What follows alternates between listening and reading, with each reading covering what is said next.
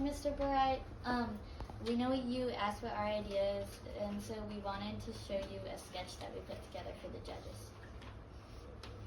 Good day. My name is Gosha, and I'm a reporter for the Oregonian. Are you guys the Lego Ravens? Yes, thank you, Gosha, for joining us today to discuss exploring the ocean for offshore wind. Great. How did you guys find out about problems surrounding the ocean for offshore wind? We met with Professor Kathy Dixon, a researcher who explores the ocean to study fish development and sustainable aquaculture. We met with oceanographers Joe and Tanya, who study ocean acidification. Then we met with renewable energy experts Amy McGinty and Alyssa Lemon. Amy and Alyssa explore the oceans for offshore wind installations. We decided to focus on problems exploring the ocean for offshore wind. Why did you guys pick that area for your research? We voted first on what problem we were each most interested in, then on our problem we could help the most people, and finally on our problem we could impact locally. So what is a problem faced by people exploring the ocean for offshore wind?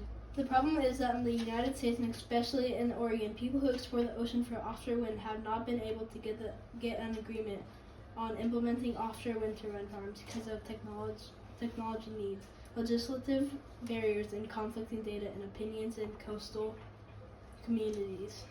This is a problem because offshore wind installations in Oregon have the potential to generate a lot of renewable energy. The winds on our coasts are strong, and Oregon has set policies to increase our renewable energy production. The offshore wind industry is very new, especially in the United States. It needs new types of ships, port network systems, and new equipment for maintenance. The turbines needed for Oregon would also be on massive floating platforms. They would be deeper than other U.S. installations off the East Coast.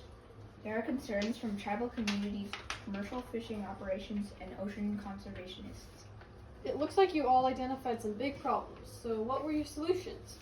We brainstormed independent ideas first. We reviewed those ideas as a team and discussed the ones we thought would help Oregon the most.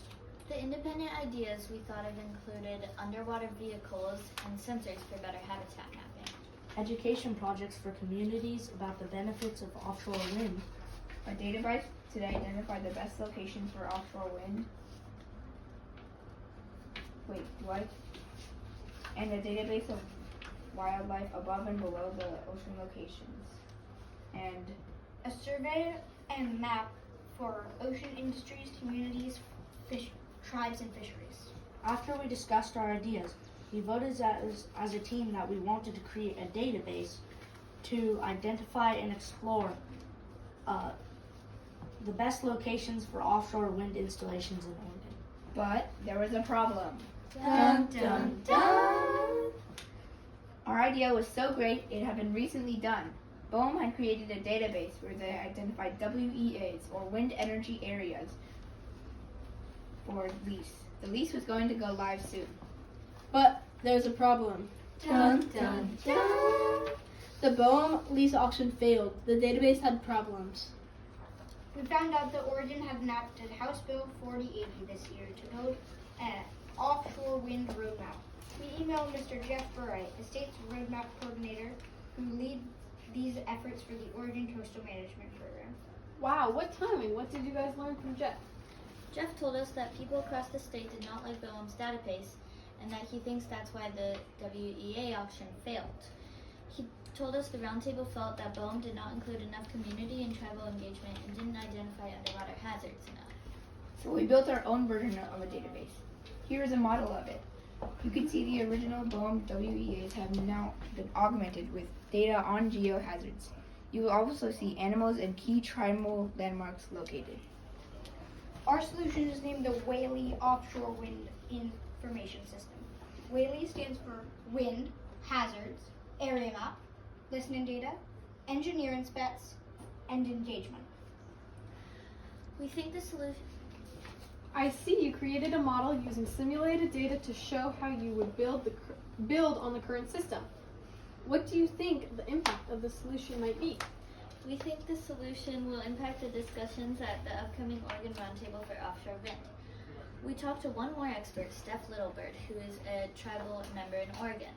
She told us that the tribes are placekeepers of Oregon and care about long-term community engagement and cooperation.